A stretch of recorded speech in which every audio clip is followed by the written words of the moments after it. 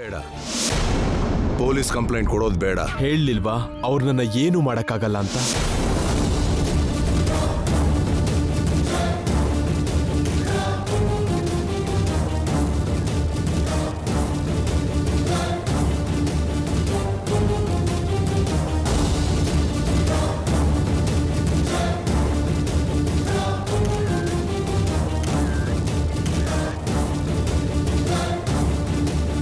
ಆನಂದ್ ವರ್ಮಾ ಅವರೇ, ನಿಮ್ಮ ಮಗನ ಮದುವೆ ವಿಷಯದಲ್ಲಿ ಚೀಟಿಂಗ್ ನಡೆದಿದೆ ಅಂತ ಗೊತ್ತಾಯ್ತು.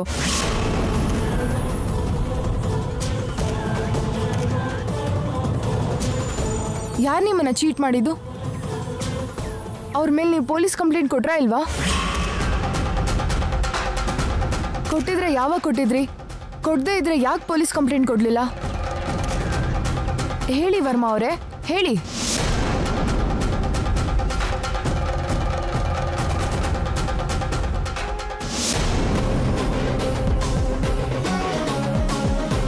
ಅಖಿಲ್, ಅಖಿಲ್,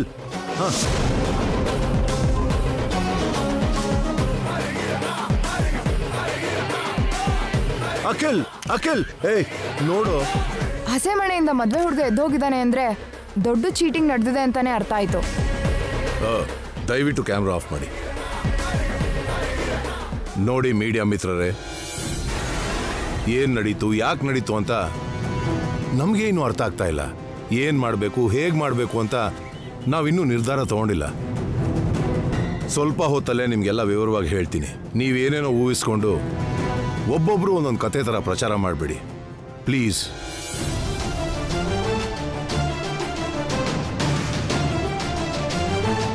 ಅಖಿಲ್,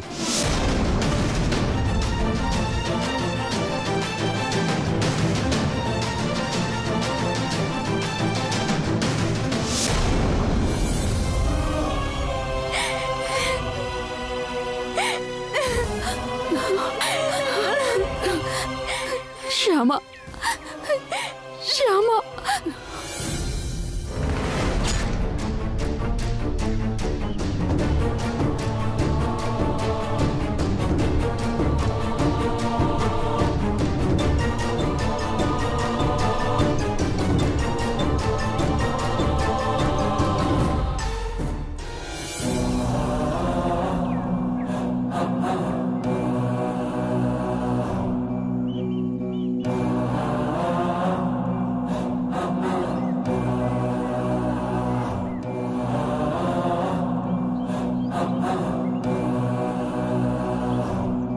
ಇಂತಹ ಪರಿಸ್ಥಿತಿ ಬರುತ್ತೆ ಅಂತ ನಾನು ಕನಸಲ್ಲೂ ಅನ್ಕೊಂಡಿರ್ಲಿಲ್ಲ.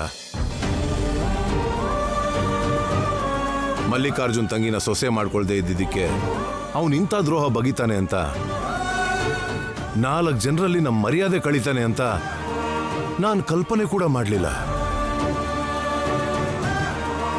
ಅವನು ಹೀಗೆ ಮಾಡಿ ನಮ್ಮ ಮೇಲೆ ಅವನು ಸೇಡ್ ತೀರಿಸ್ಕೊಂಡಿದ್ದಾನೆ ಅಂತ ಸಂತೋಷ ಪಡ್ತಿರ್ತಾನೆ. ಆದ್ರೆ ಒಂದು ಹೆಣ್ಮಗು ಜೀವನನ ನಾಶ ಮಾಡ್ತಿದ್ದೀನಿ ಅಂತ ಸ್ವಲ್ಪ ಕೂಡ ಯೋಚನೆ ಮಾಡಿರೋಲ್ಲ. ಅವನು ಯೋಚನೆ ಮಾಡದೇ ಇದ್ರು ನಾವು ಯೋಚನೆ ಮಾಡ್ಬೇಕು ಕಣಪ್ಪ. ತಪ್ಪು ಅವನು ಮಾಡಿದ್ರು ಕೂಡ ಆ ತಪ್ಪು ಮಾಡೋದಕ್ಕೆ ಒಂದು ರೀತಿಯಲ್ಲಿ ನಾವು ಕಾರಣ ಅಂತ ನಾವು ಯೋಚನೆ ಮಾಡಬೇಕು. ನಡೆದಿದ್ರಲ್ಲಿ ಶ್ಯಾಮ ತಪ್ಪು ಏನು ಇಲ್ದಿದ್ರು ಎಲ್ಲರೂ ಮುಂದೆ ಅವಳು ತಲೆ ತಗ್ಸೋ ಹಾಗಾಯ್ತು.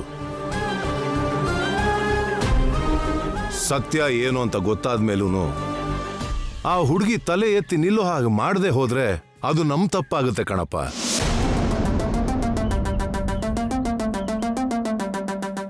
ನನ್ನ ಅನಿಸಿಕೆನ ನಿನ್ ಮೇಲೆ ಹೇರಿ ನೀನ್ ಶ್ಯಾಮನ್ ಮದುವೆ ಮಾಡ್ಕೋಬೇಕು ಅಂತ ಹೇಳೋಕೆ ನಾನಿಲ್ಲಿ ಬರ್ಲಿಲ್ಲ ಕಣಪ್ಪ. ಊಹೆ ಮಾಡದೇ ಇರೋ ಘಟನೆ ನಡೆದಿದ್ದಕ್ಕೆ ನಿನ್ನ ಮನಸ್ಸಲ್ಲಿ ಎಷ್ಟು ಅಲ್ಲೋಲ ಕಲ್ಲೋಲ ತುಂಬಿದೆ ಅನ್ನೋದು ನನಗೆ ಅರ್ಥ ಆಗುತ್ತೆ ಕಣ. ಅಂಥ ಮನಸ್ಥಿತಿಯಲ್ಲಿ ನೀನಿರುವಾಗ ನೀನು ಸರಿಯಾಗಿ ಯೋಚನೆ ಮಾಡೋಕ್ಕಾಗಲ್ಲ, ಸರಿಯಾದ ನಿರ್ಧಾರನೂ ತಗೊಳ್ಳೋಕ್ಕಾಗಲ್ಲ. ಅದಕ್ಕೆ ನೀನು ಸರಿಯಾಗಿ ಯೋಚನೆ ಮಾಡಿ ಒಳ್ಳೆ ನಿರ್ಧಾರ ತಗೊಳ್ಳೋದಿಕ್ಕೆ ಅಂತಾನೆ ನನ್ನ ಕೈಲಾದ ಸಹಾಯನ ನಾನು ಮಾಡೋಕ್ ಬಂದಿದ್ದೀನಪ್ಪ. ನೋಡು ಅಖಿಲ್, ಈಗ ನಾನು ಹೇಳ್ತಿರೋದು ಕೇವಲ ನನ್ನ ಅಭಿಪ್ರಾಯ ಮಾತ್ರನೇ. ಆದ್ರೆ ಇದು ನನ್ನ ನಿರ್ಧಾರ ಅಲ್ಲ. ನಿರ್ಧಾರ ಖಂಡಿತವಾಗ್ಲೂ ನಿನ್ನದೇ.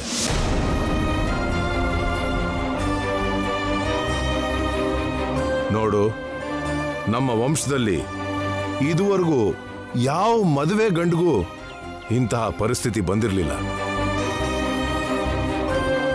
ವಧುಗೆ ಸ್ವರ್ಣನಾಗ ಧಾರಣ ಮಾಡಿದ ಮೇಲೆ ಯಾರು ವಧುನ ಬಿಟ್ಟು ಹೋಗಿರ್ಲಿಲ್ಲ.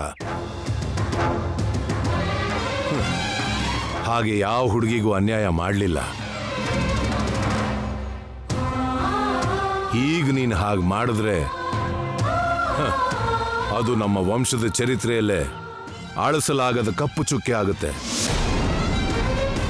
ಚರಿತ್ರೆ ಅಂದ್ರೆ ಗತ. ಹಿಂದೆ ನಡೆದಿರೋದ್ರ ಬಗ್ಗೆ ಯೋಚನೆ ಮಾಡ್ತಾ ನನ್ನ ಭವಿಷ್ಯತ್ತನ್ನೇ ನಾಶ ಮಾಡ್ಕೊಂತೀರ ಡ್ಯಾಡಿ. ಇಷ್ಟ ಇಲ್ದಿರೋ ಮದುವೆ ಮಾಡಿಕೊಂಡು ನಿನ್ನ ಭವಿಷ್ಯನ ನೀನು ಹಾಳು ಮಾಡ್ಕೋ ಅಂತ ನಾನು ಬಾಯಿ ತಪ್ಪಿ ಕೂಡ ಹೇಳಲ್ಲಪ್ಪ. ಹಾಗೆ ಹೇಳೋದು ನ್ಯಾಯನೂ ಅಲ್ಲ. ಆದರೆ ನಿನ್ನಿಂದ, ನಿನ್ನ ಯೋಚನೆಯಿಂದ, ನಿನ್ನ ನಿರ್ಧಾರದಿಂದ ಯಾರಿಗೂ ಅನ್ಯಾಯ ಆಗಬಾರ್ದು ಅಂತ ಮಾತ್ರ ಹೇಳ್ತೀನಿ. ಅಖಿಲ್, ನನ್ನ ಬಗ್ಗೆ, ನಿಮ್ಮ ಅಮ್ಮನ ಬಗ್ಗೆ ಅಲ್ಲದೆ ನಿನ್ನ ಬಗ್ಗೆ, ಶ್ಯಾಮನ್ ಬಗ್ಗೆ ಚೆನ್ನಾಗಿ ಯೋಚನೆ ಮಾಡಿಕೊಂಡು ಒಂದೊಳ್ಳೆ ನಿರ್ಧಾರಕ್ಕೆ ಬಾ.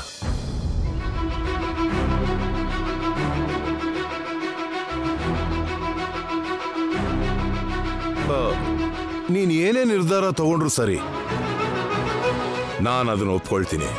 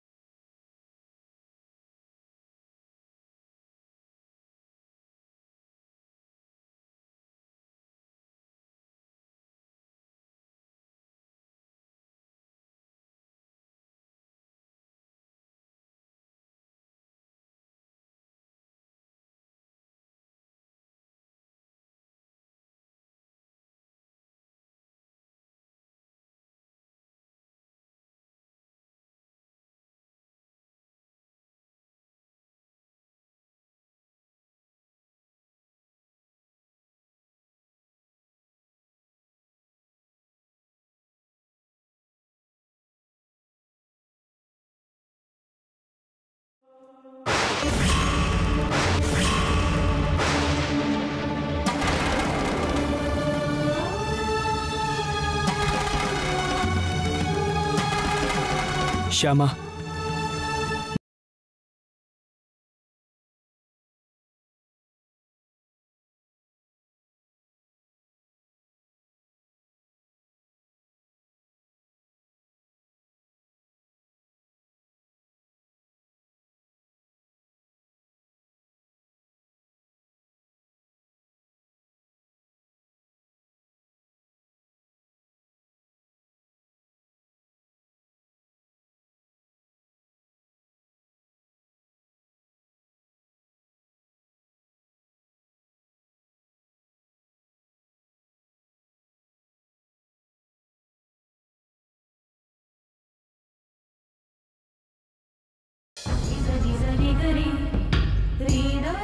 ಬಹುಶಃ ಯಾವ ಜೋಡಿಗೂ ಇಂಥ ಪರಿಸ್ಥಿತಿ ಬಂದಿರಲ್ಲ.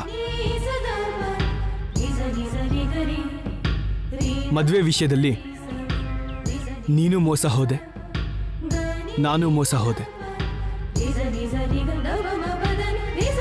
ನಾನೊಬ್ಳು ಹುಡುಗಿನ ನನ್ನ ಹೆಂಡತಿ ಜಾಗದಲ್ಲಿ ಕಲ್ಪನೆ ಮಾಡಿಕೊಂಡು ಕಲ್ಯಾಣ ವೇದಿಕೆ ಮೇಲೆ ಬಂದಿದ್ದೆ. ಅದೇ ಥರ ನೀನು ಬೇರೆ ಯಾರೋ ಗಂಡನ್ನ ನಿನ್ನ ಗಂಡನಾಗಿ ಕಲ್ಪನೆ ಮಾಡಿಕೊಂಡು ಹಸೆಮಣೆ ಮೇಲೆ ಕೂತವಳು.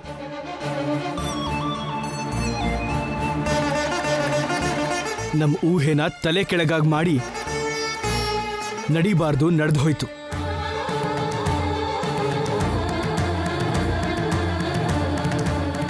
ನಡೆದಿದ್ದು ಚಿಕ್ಕ ವಿಷಯ ಅಲ್ಲ. ಥಟ್ಟಂತ ಮನ್ಸು ಬದಲಾಯಿಸಿ ನಾನಿನ್ ಕುತ್ತಿಗೆಗೆ ತಾಳಿ ಕಟ್ಟೋದಕ್ಕೆ, ನೀ ನನ್ನ ಕಿರುಬೆರಳು ಹಿಡ್ಕೊಂಡು ನಮ್ಮ ಮನೆಗೆ ಬರೋದಕ್ಕೆ. ಶರೀರಕ್ಕಾಗೋ ಗಾಯ ಮಾಯೋ ಅಷ್ಟು ಸಲೀಸಾಗಿ ಮನಸ್ಸಿಗಾಗೋ ಗಾಯ ಮಾಯಲ್ಲ. ಅದರಲ್ಲೂ ಮೋಸ ಹೋದಾಗೋ ಗಾಯ ಗುಣ ಆಗೋದಕ್ಕೆ ತುಂಬಾ ಟೈಮ್ ಆಗುತ್ತೆ. ಹಾಗಂತ ಗಾಯ ಗುಣ ಆಗೋವರೆಗೂ ಕಾದು ಆಮೇಲೆ ಮದುವೆ ವಿಷಯದಲ್ಲಿ ನಿರ್ಧಾರ ಮಾಡ್ತೀವಿ ಅಂದ್ರೆ ಸಾಧ್ಯ ಇಲ್ಲ. ಎಲ್ಲರೂ ನಮ್ಮ ನಿರ್ಧಾರಕ್ಕೋಸ್ಕರ ಎದುರು ನೋಡ್ತಾ ಇರ್ತಾರೆ.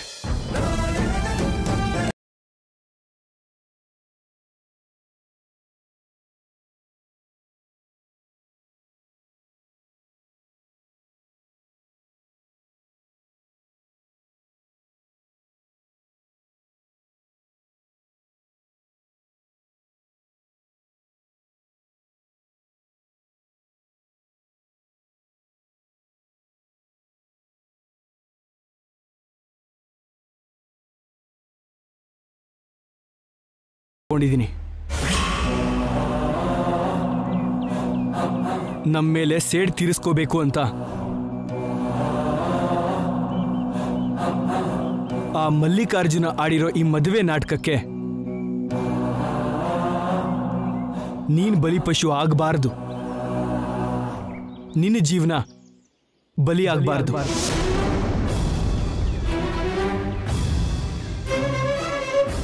ಅದಕ್ಕೆ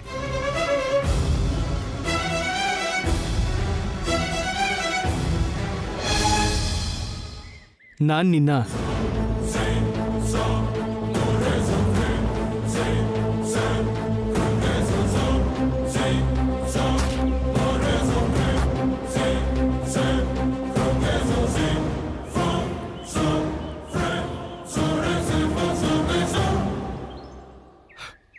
ಮದುವೆ ಮಾಡ್ಕೋಬೇಕು ಅಂದ್ಕೊಂಡಿದ್ದೀನಿ.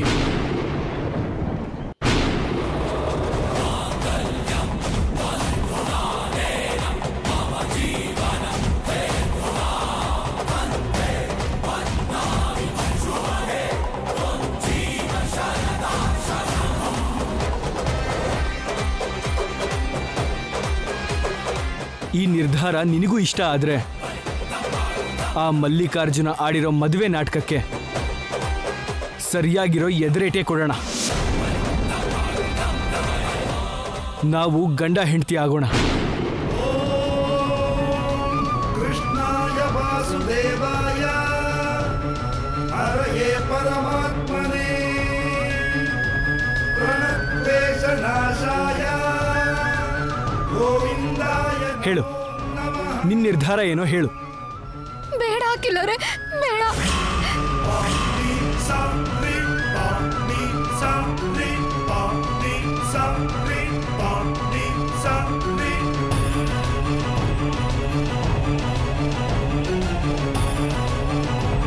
ನೀವು ನನ್ನ ಮದುವೆ ಮಾಡ್ಕೊಳ್ಳೋದು ಒಳ್ಳೇದಲ್ಲ.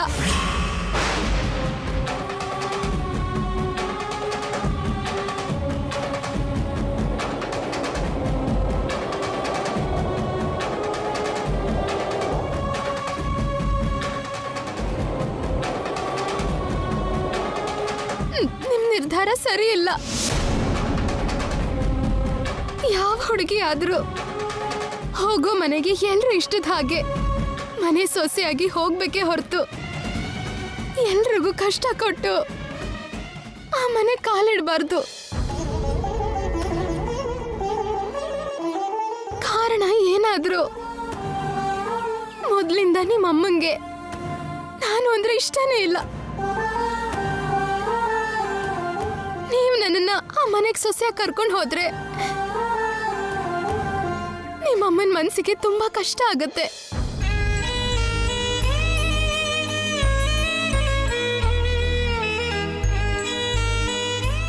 ಅಮ್ಮನ ಸ್ಥಾನದಲ್ಲಿದ್ದು ಪ್ರೀತಿ ಕೊಡೋ ಅತ್ತೆಗೆ ಹಾಗೆ ಮನ್ಸಿಗೆ ನೋವು ಕೊಡೋದು ನನಗಿಷ್ಟ ಇಲ್ಲ.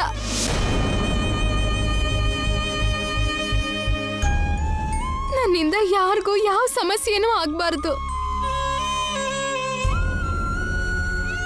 ಯಾರ ಮನ್ಸಿಗೂ ಕಷ್ಟ ಆಗ್ಬಾರ್ದು. ನನ್ನ ಬಗ್ಗೆ ಯೋಚನೆ ಮಾಡಿ. ನೀವು ಕಷ್ಟ ಪಡೋದು ಬೇಡ. ನಿಮ್ಮ ಮನೆಯವ್ರಿಗೂ ಕಷ್ಟ ಕೊಡೋದು ಬೇಡ. ಮತ್ತೆ ನಡೆದಿರೋದ್ರಿಂದ ನಿನಗೇನು ನೋವಿಲ್ವಾ?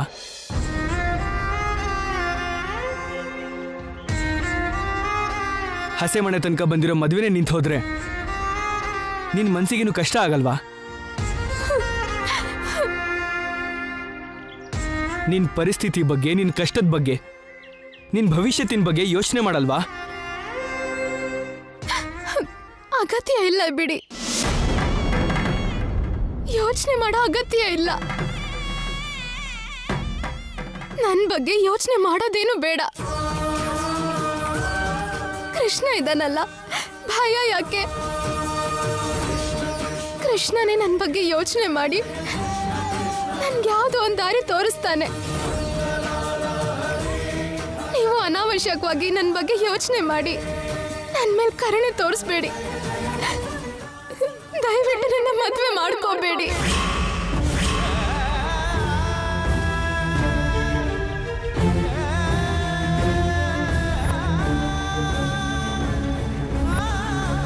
ನಾನು ಕನಿಕರದಿಂದ ನಿನ್ನ ಮದುವೆ ಆಗ್ತಾ ಇಲ್ಲ, ಕರ್ತವ್ಯದಿಂದ ನಿನ್ನ ಮದುವೆ ಆಗ್ತಾ ಇದ್ದೀನಿ. ಕರ್ತವ್ಯನಾ? ಹೌದು. ನಮ್ಮ ಮನೆ ಸಂಪ್ರದಾಯದ ಪ್ರಕಾರ ಸ್ವರ್ಣ ನಾಗಾಭರಣ ಧಾರಣೆ ನಡೆದ ಮರುಕ್ಷಣನೇ ನೀ ನನ್ನ ಹೆಂಡತಿ ಆಗ ಹೋದಾಗೇನೆ.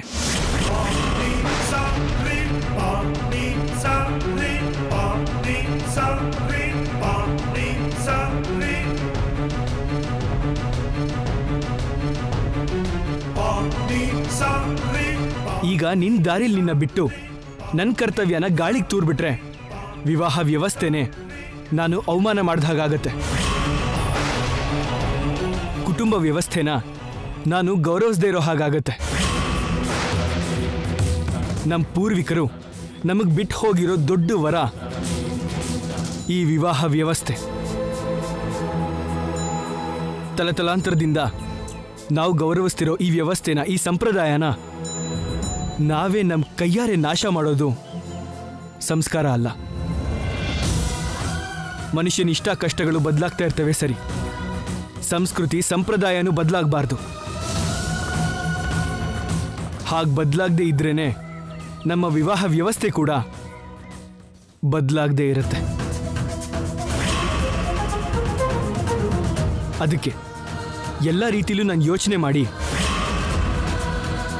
ನಾನು ಈ ನಿರ್ಧಾರ ತಗೊಂಡಿದ್ದೀನಿ. ನೀನು ಕೂಡ ಯೋಚನೆ ಮಾಡಿದ್ರೆ ಚೆನ್ನಾಗಿರುತ್ತೆ.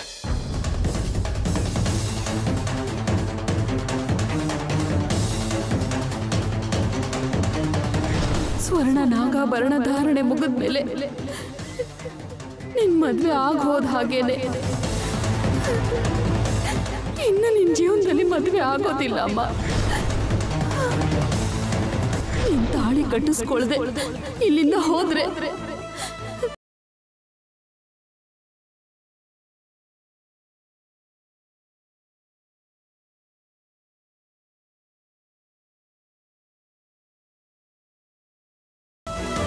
ಏನಂತೀಯ? ನಿಮ್ ಬಗ್ಗೆನೂ ನನ್ನ ಬಗ್ಗೆನೂ ಅಲ್ದೆ ವಿವಾಹ ವ್ಯವಸ್ಥೆ ಬಗ್ಗೆ ನೀವು ಅಷ್ಟೆಲ್ಲ ಯೋಚನೆ ಮಾಡಿದ್ಮೇಲೆ ಇನ್ನು ನಾನು ಯೋಚನೆ ಮಾಡ್ಬೇಕಾಗಿರೋ ಅಗತ್ಯ ಏನಿದೆ? ಆ ಕೃಷ್ಣನೇ ನಿಮ್ಗೆ ಈ ಯೋಚನೆ ಕೊಟ್ಟಿರ್ಬೇಕು ಅನ್ಕೊಂಡು ನಾನು ತೃಪ್ತಿ ಪಡೋದ್ ಬಿಟ್ರೆ ಏನು ಮಾಡಕ್ಕಾಗ್ತಿಲ್ಲ. ಅರ್ಥ ಆಯ್ತು. ನೀನು ನನ್ನ ಪ್ರಪೋಸಲ್ ಅಕ್ಸೆಪ್ಟ್ ಮಾಡಿದ್ಯಾ ಅನ್ನೋದು ಅರ್ಥ ಆಯ್ತು. Thank you so much. ಹಾ, ಇನ್ನೊಂದು ಮುಖ್ಯವಾದ ವಿಷಯ. ಇನ್ನು ನಾವಿಬ್ರು ಗಂಡ ಹೆಂಡತಿ ಆಗ್ತೀವಿ. ಆದರೆ ನಮ್ಮ ಮಧ್ಯ ಗಂಡ ಹೆಂಡತಿ ಬಂಧ ಮಾತ್ರ ಇರಲ್ಲ.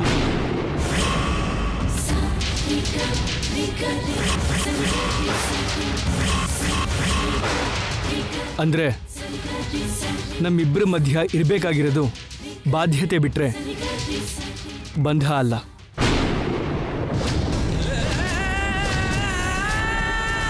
ಗಂಡನಿಂದ ಹೆಂಡತಿ ಬಯಸೋದು ಯಾವುದನ್ನು ಕೂಡ ಈಗ ನೀನು ನನ್ನಿಂದ ನಿರೀಕ್ಷೆ ಮಾಡೋ ಅವಶ್ಯಕತೆ ಇಲ್ಲ.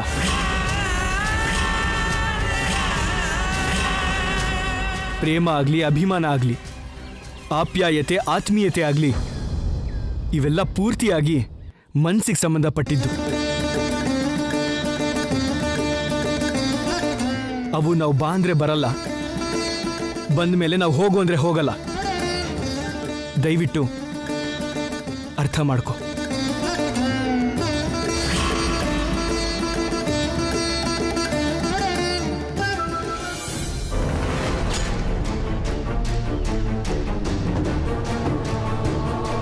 ಇದೇನು ಸಡನ್ ಆಗಿ ಪೊಲೀಸ್ ಎಂಟ್ರಿ ಕೊಟ್ಟಿದ್ದಾರೆ?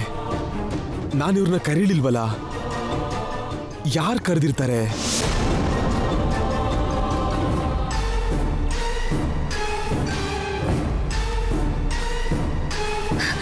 ಮಮ್ಮಿ ಪೊಲೀಸ್ ಅವ್ರು ಬಂದ್ಬಿಟ್ರು. ಅಷ್ಟೊಂದು ಸಂತೋಷ ಪಡ್ಬೇಡ. ನಮ್ಮ ಮುಖ ನೋಡ್ತಿದ್ರೆ ನಾವೇ ಪೊಲೀಸ್ ಅವ್ರನ್ನ ಕರೆದಿದ್ದು ಅನ್ನೋ ವಿಷಯ ಗೊತ್ತಾಗೋಗುತ್ತೆ. ಈಗ ಖಂಡಿತವಾಗ್ಲೂ ಅವಳ ಮದ್ವೆ ನಿಂತು ಹೋಗುತ್ತೆ. ಶ್ಯಾಮ ನಮ್ ಜೊತೆ ನಮ್ಮ ಊರಿಗೆ ಬರ್ತಾಳೆ. ಇನ್ ಜೀವನದಲ್ಲಿ ಅವಳಗ್ ಮದ್ವೆನೇ ಆಗಲ್ಲ. ಇನ್ ಜೀವನ ಪೂರ್ತಿ ನನ್ನ ಹಿಂದೆ ಹಾಡ್ಕೊಂಡೇ ಇರ್ಬೇಕು. ಇದೇನಿದು, ಪೊಲೀಸರು ಬರ್ತಿದ್ದಾರೆ.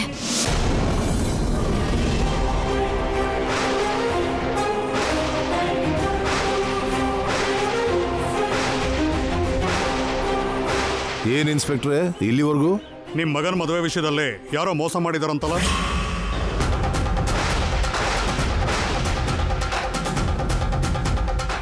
ಯಾರು ಹೇಳಿದ್ರು ನಿಮಗೆ? ಅಯ್ಯೋ ರಾಮ, ಇವ್ರೇನಾದ್ರೂ ನನ್ನ ಹೆಸರು ಹೇಳ್ಬಿಡ್ತಾರಾ?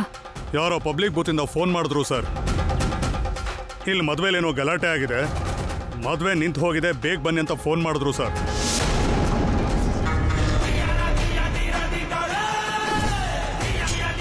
ಅದು ಫೇಕ್ ಕಾಲ್ ಆಗಿರುತ್ತೆ inspector sir.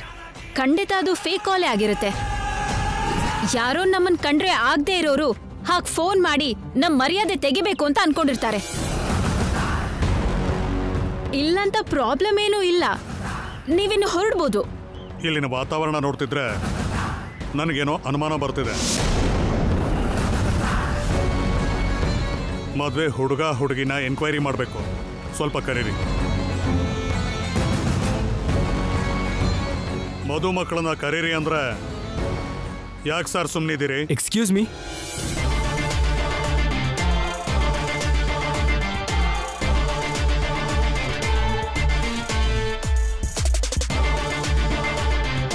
Hello sir, actually ನನ್ನ ಮ್ಯಾರೇಜ್ ಕವರೇಜ್ಗೆ ಮೀಡಿಯಾದವ್ರನ್ನ, ಸೆಕ್ಯೂರಿಟಿಗೆ ಪೊಲೀಸ್ ಅವ್ರನ್ನ ಕರೆಯೋಣ ಅಂತ ಅಂದ್ಕೊಂಡಿದ್ದೆ. ಮುಹೂರ್ತಕ್ಕೆ ತುಂಬ ದಿನ ಟೈಮ್ ಇಲ್ಲದೆ ಇದ್ದ ಕಾರಣಕ್ಕೆ ತುಂಬ ಜನ ಗೆಸ್ಟ್ಗಳನ್ನ ಕರೆಯೋಕ್ಕೆ ಕೂಡ ಆಗಲಿಲ್ಲ. ಅದಕ್ಕೆ ನಿಮ್ಮನ್ನು ಕರೆಯೋಕ್ಕಾಗಲಿಲ್ಲ. ಆದರೂ ನೀವು ಬಂದಿದ್ದಕ್ಕೆ thank you very much. Sir, ನಿಮ್ಮಿಬ್ಬರ ಮಧ್ಯೆ ಏನೋ ಗಲಾಟೆ ಆಯಿತು ಅಂತ ಕೇಳ್ಪಟ್ಟೆ. ಗಲಾಟೆನಾ? ಅಂಥದ್ದೇನೂ ಇಲ್ವಲ್ಲ. ಇವಾಗಲೂ ಕೂಡ ನಾವಿಬ್ರು ಜೊತೆಗೆ ಬರ್ತಿದ್ದೀವಲ್ಲ.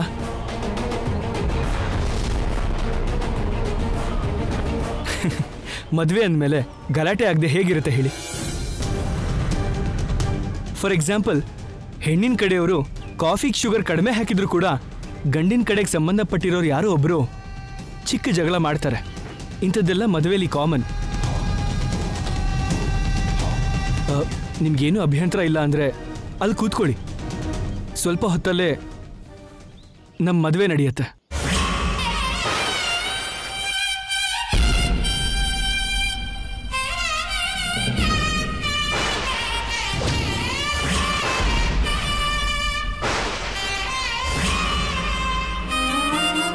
ಅಕ್ಷತೆ ಕಾಳು ಹಾಕಿ ಆಶೀರ್ವಾದ ಮಾಡಿ ಹೋಗೋರಂತೆ.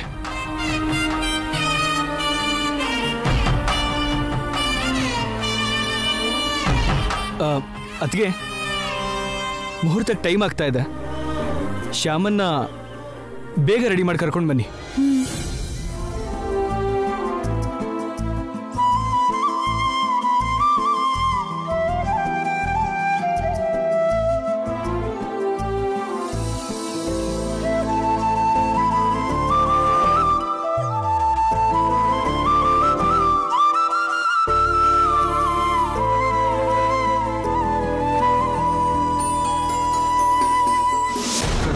ಹೇಳಿದ್ನಲ್ಲ,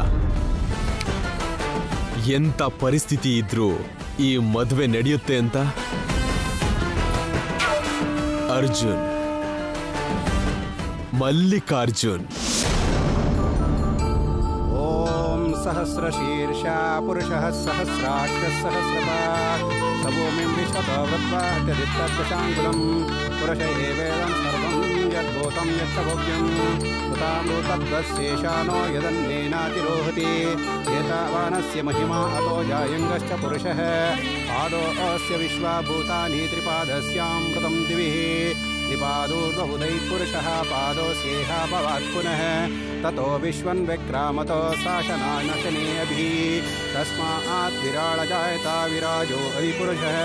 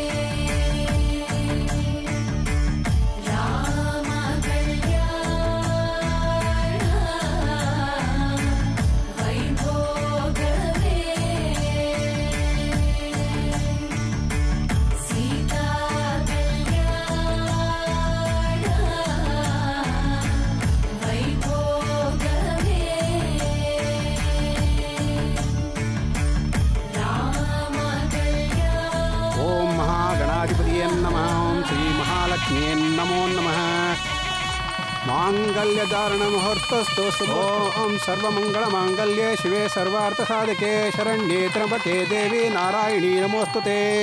ओम मांगल्यधारणमुहूर्तस्तु सुमुहूर्तस्तु सुप्रतिष्ठितमस्तु.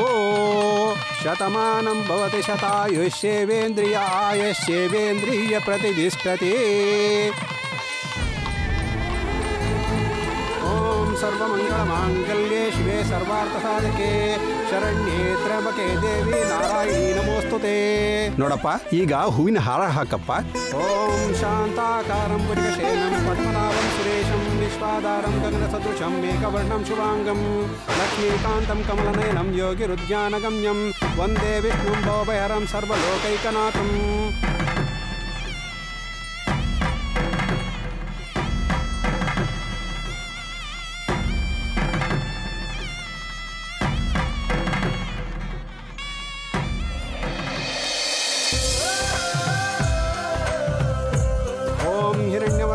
हरिणीं सुवर्णरजतस्रजां चन्द्रां हिरण्मयीं लक्ष्मीं जातवेदो माहवाः त्वां माहवाह जातवेदो लक्ष्मीमनवकामिनीं यस्यां हिरण्यं विद्येयं कामश्व अश्वपूर्णामृतमद्यां हस्तिनादप्रबोधिनीं श्रियं देवीमुपहये श्रीराम देवी जगताम्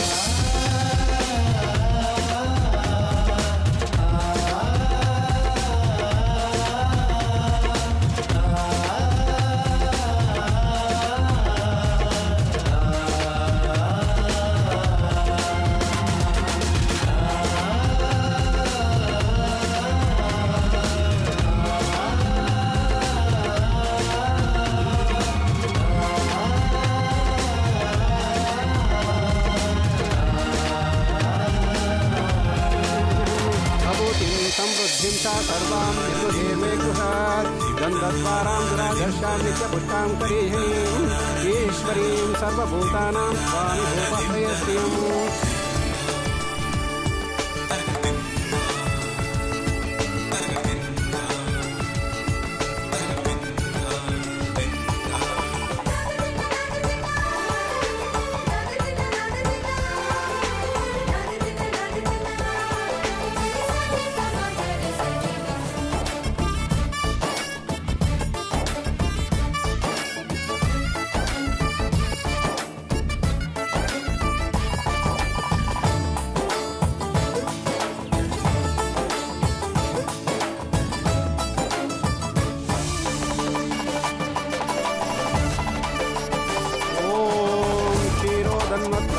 शुचिमुनिविरसत्सैकते मौक्तिकानां मालाक्लुप्तासनस्तत्पटिकमनिर्भैर्मुक्तिकैर्मण्डिताङ्गैः शुभ्रैरभ्रैरहरभ्रै उपरि विरचितोक्तपीयूषवर्षैः आनन्दी पुनियादिरनगदा ಶಂಖಪಾಣಿರ್ಮುಕುಂದಃ. ನೋಡಪ್ಪ, ನೀವಿಬ್ರು ಈ ಹೋಮಕುಂಡದ ಸುತ್ತ 7 ಪ್ರದಕ್ಷಿಣೆ ಮಾಡಿ. ಇದನ್ನೇ ಸಪ್ತಪದಿ ಅಂತಾರೆ. ಓಂ ಭೂಪಾದೌನಾಭಿರ್ಯಸ್ಸುರದಿರಶ್ಚಂದ್ರಸೌಲೋಚನೇತ್ರೇ ಕರ್ಣಾವಶಾಶ್ಚಿರೋ ದೌರ್ಮಕಮಬ್ಧನಯಸ್ಯ ವಾಸೋಯಮಬ್ಧಿ.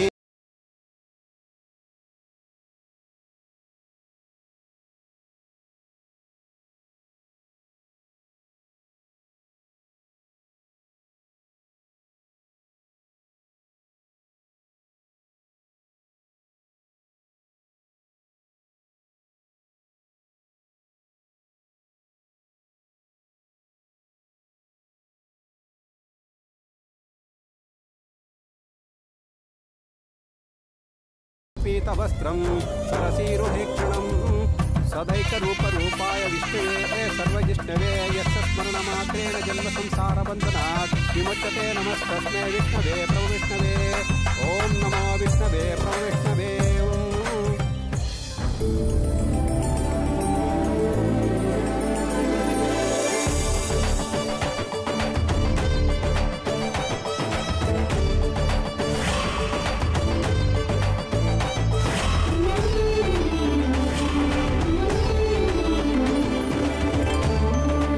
ಅಕ್ಕ, ಇಷ್ಟೊತ್ತಿಗೆ ಮದ್ವೆ ಆಗೋಗಿರುತ್ತೆ. ಅವ್ರು ಯಾವಾಗ ಬರ್ತಾರೋ ಏನು ಅಂತ ಗೊತ್ತಾದ್ರೆ ನೀವು ಆರತಿ ವ್ಯವಸ್ಥೆ ಮಾಡ್ಕೋಬಹುದು. ಹಾಗೆ ಆಗ್ಲಿ. ಬೋರಮ್ಮ, ಹೋಗಿ ಫೋನ್ ತಗೊಂಡ್ ಬಾ. ಸರಿ ಮೋರೆ.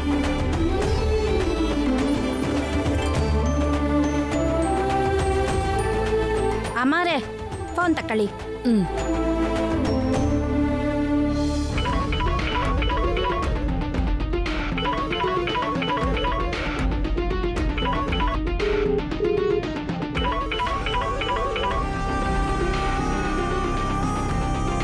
ಹಲೋ. ಏನು ಅಂದ್ರೆ ಮದ್ವೆ ಆಗೋಯ್ತಾ? ಹುಡುಗಿ ಕುತ್ತಿಗೆಗೆ ಅಖಿಲ್ ತಾಳಿ ಕಟ್ಟಾಯ್ತಾ? ಹಾ, ಕಟ್ಬಿಟ್ಟ. ಯಾವ ಆತಂಕನೂ ಇಲ್ದೆ ನಿರ್ವಿಘ್ನವಾಗಿ ಮದ್ವೆ ನಡೀತಲ್ವಾ?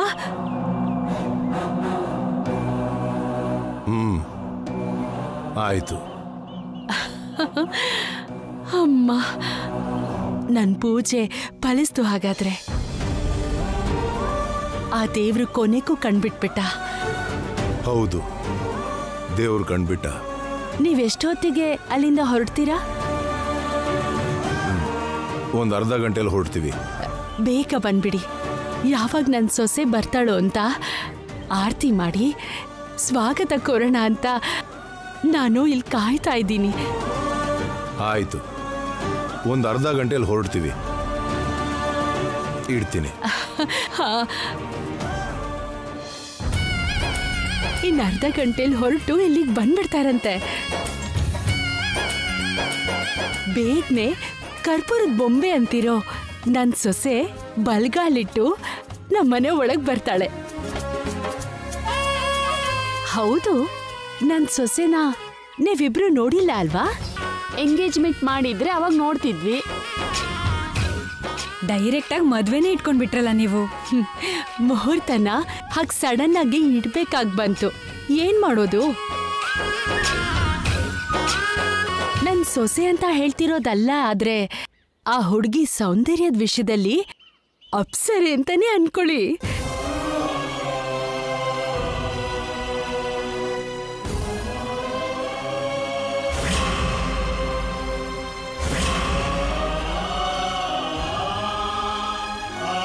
ಅಮೃತ ಶಿಲೆ ಥರ ಥಳ ಅಂತ ಹೊಳಿತಾಳೆ ನನ್ ಸೊಸೆ.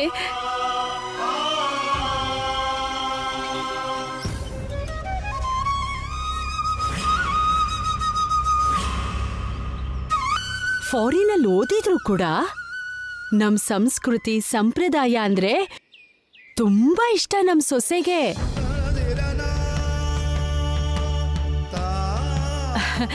ದೊಡ್ಡವರು ಅಂದ್ರೆ ತುಂಬಾನೇ ಗೌರವ ಕೊಡ್ತಾಳೆ ನನ್ ಸೊಸೆ. ಅಂತ ಹುಡುಗಿ ಸೊಸೆ ಆಗಿ ಬರ್ಬೇಕು ಅಂದ್ರೆ ಅದೃಷ್ಟನೇ ಮಾಡಿರ್ಬೇಕು.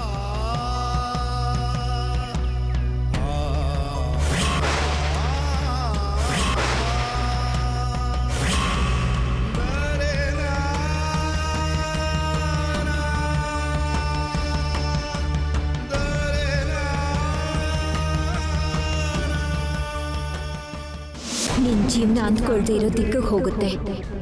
ನಿನ್ ಭವಿಷ್ಯತ್ತು ಕಲ್ಪನೆ ಇಲ್ಲದೆ ಇರೋ ಹಾಗೆ ಬದಲಾಗುತ್ತೆ. ನಂಬಿರೋರೇ ಮೋಸ ಮಾಡ್ತಾರೆ, ನಂಬಿಕೆ ದ್ರೋಹಕ್ಕೆ ಬಲಿ ಮಾಡ್ತಾರೆ.